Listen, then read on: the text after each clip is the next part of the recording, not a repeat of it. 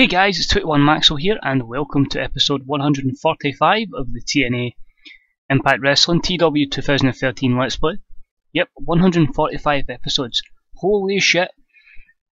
I can only appreciate your support, guys. It's been an awesome rise. I'd say rise because I don't think it could get any worse at the start when I was first learning the game. But I'm just continually enjoying it. I hope you guys are enjoying it as well. Although I'm maybe not doing so well in terms of popularity and stuff, I'm enjoying telling the stories, pushing people, and hopefully you're enjoying some of the storylines we've got together as well. So we've got this show, 2 shows next week, and then we're at Bound for Glory.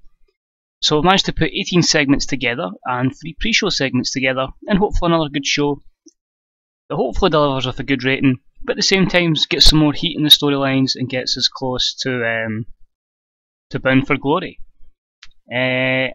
A lot of storylines, you know, it is mostly down to just guys hating each other and cheap shots, but hopefully as time goes on we can have more personal feuds. It's definitely one thing I want to work on.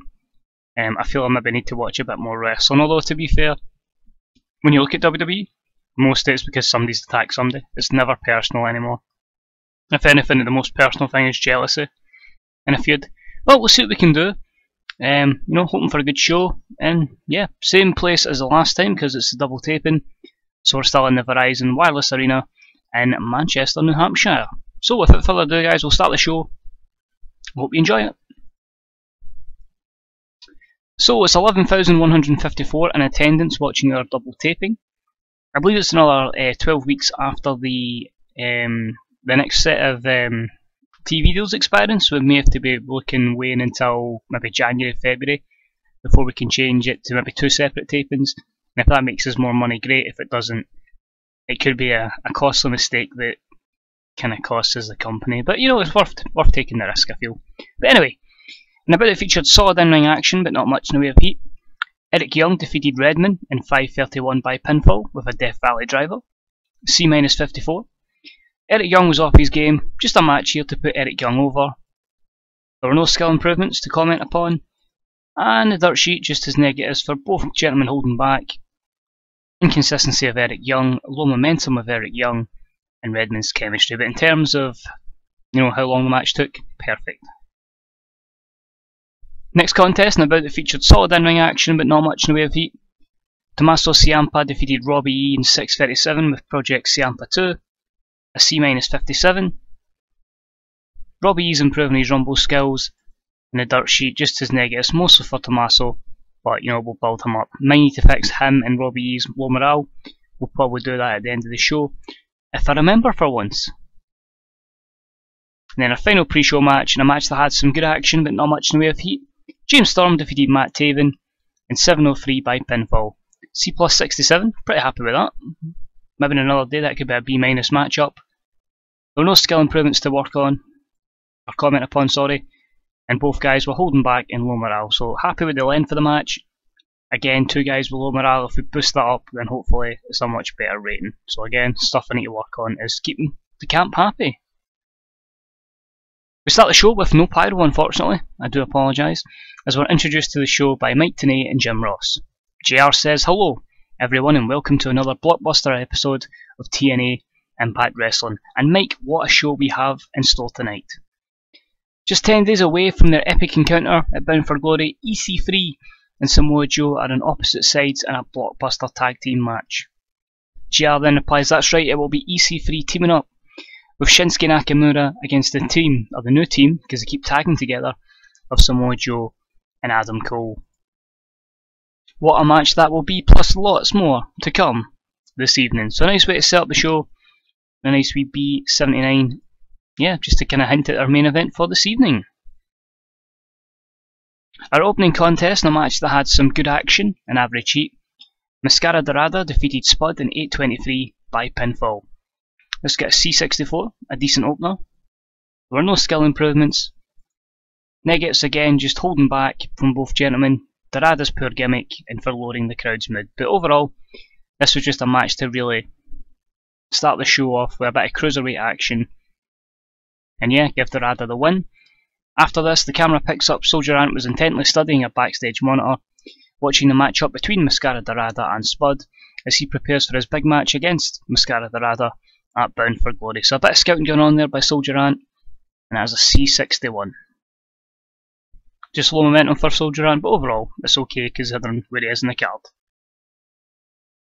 Next up we see Kurt Angle arriving with Johnny Devine and the rest of Devine Entertainment, all set to cause mayhem this evening.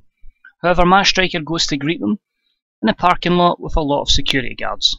Matt Striker says, "Gentlemen, I've been told to inform you that Mr. Austin has it on his grounds that none of you are allowed to be here this evening or enter the arena. You're all banned from the arena, and you should should you fail to leave the premises, you will be arrested." Kurt Angle turns around and goes, "You're kidding me on. This is my show. Impact is my show." Matt Striker says, "Be that as it may, Mr. Austin has grounds for this. You gotta leave." Kurt Angle then says, "Or what?" before all of the security team takes Divine Entertainment and Kurt Angle down, and they start putting them in cop cars before taking them away. This is after Divine Entertainment, the whole stable, and Kurt Angle put up a struggle. So basically telling us that Divine Entertainment won't be here tonight, Kurt Angle won't be here tonight, and Austin's going to be running things in the battle for power. It's the C62, Johnny Devine looked dreadful, Kurt Angle looked like a star, and the battle power storyline has continued. Johnny Devine is improving his acting skills, and he's learning how to show more charisma, so that worked out very well. A lot of negatives there, but I think that would have been a higher one, a higher rated segment, should we had somebody else in instead of Johnny Devine. Again, he's an up and coming manager we've got to put faith in my opinion. And the stable's named after him, so we kinda need to keep him. Next up, and about that had some solid in-ring action, but not much in the way of heat. We had Colby Carino defeat MVP in 8:18 by pinfall after Madison Rayne interfered. A D47 is okay. Madison Rayne did some good work at ringside. There were no skill improvements, but a good win for Colby. He's got a poor gimmick in holding back, and MVP he just wants to leave, and he will leave eventually when his contract expires. After the match, Colby smacks her lips on Madison, and they snog in the middle of the ring. Is she really becoming the extra factor that Death by Honor needed? So simple match, just playing up at they're the power couple, and that is a D44. Pretty happy with that rating overall. Just a few negatives, but again, it's building up this two younger wrestlers or superstars in the company. Speaking of knockouts in female wrestlers, in a match that had some good action but not much in the way of heat, Angelina Love, Velvet Sky and Bram defeated Ivelisse Velez, Mia Yim and AR Fox in 9:37 when Bram defeated AR Fox with a KO.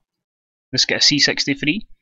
Builds up, the fact that there might be tension between the two face knockouts. There's obviously a bit of teamwork between Angelina and Velvet, and it documents the destruction of Bram.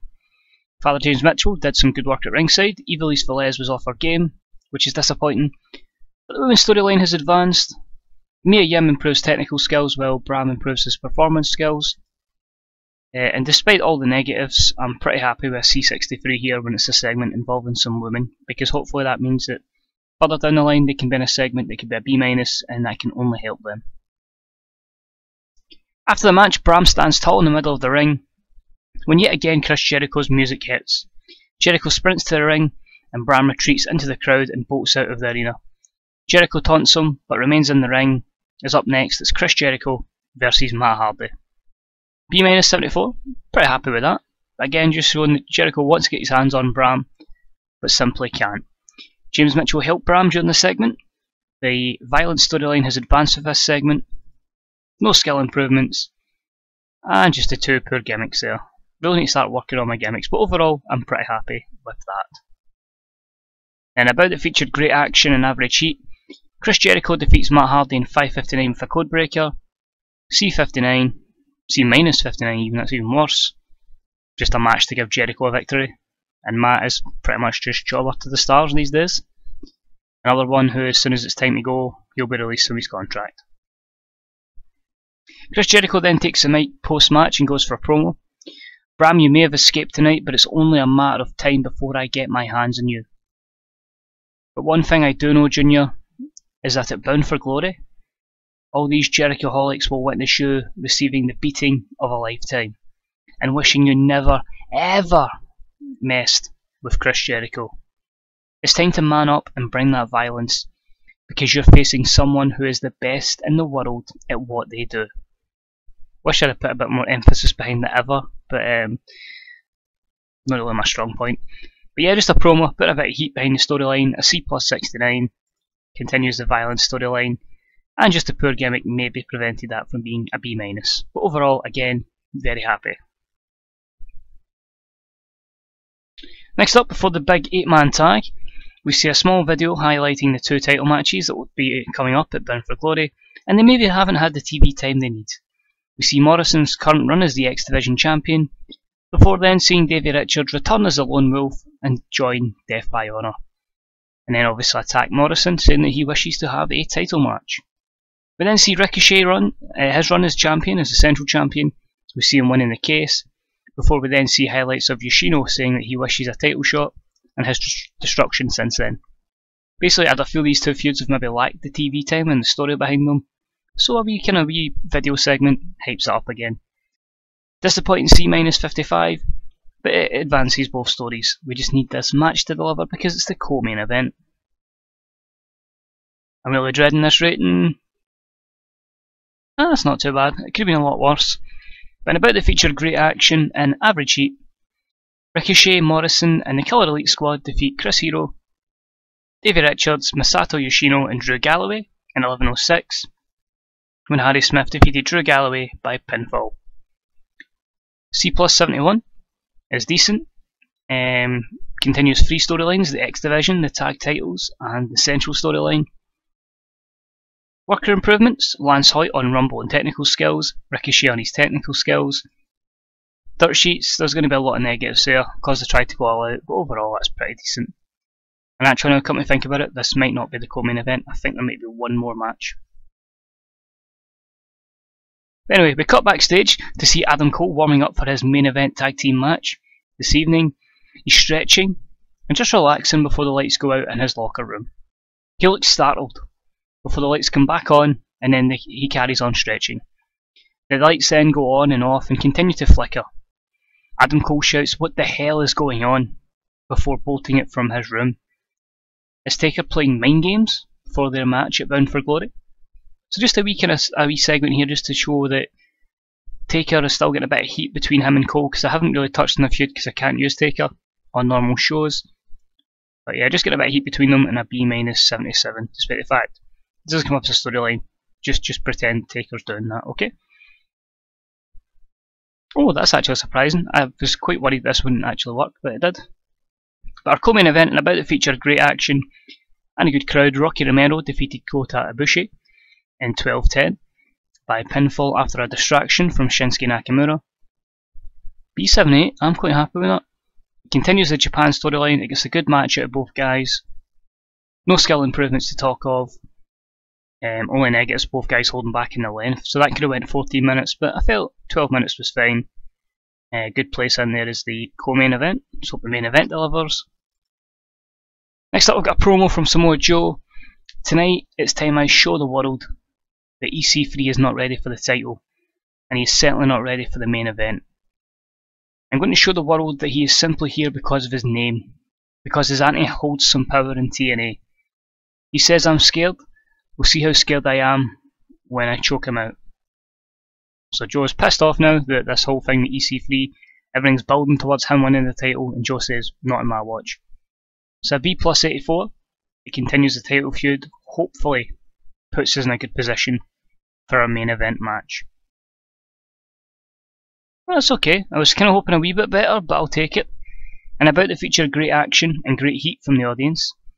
EC3 and Shinsuke Nakamura defeated Samoa Joe and Adam Cole in 13:52 when EC3 defeated Samoa Joe by pinfall with a headlock driver. B+85. EC3 was off his game.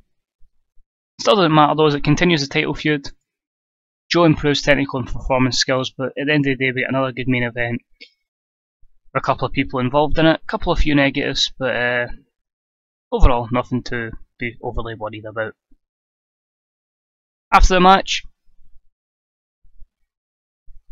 EC3 decides to celebrate. However, Joe gets up and he looks pissed and decides to cheap shot EC3. and he starts beating him down.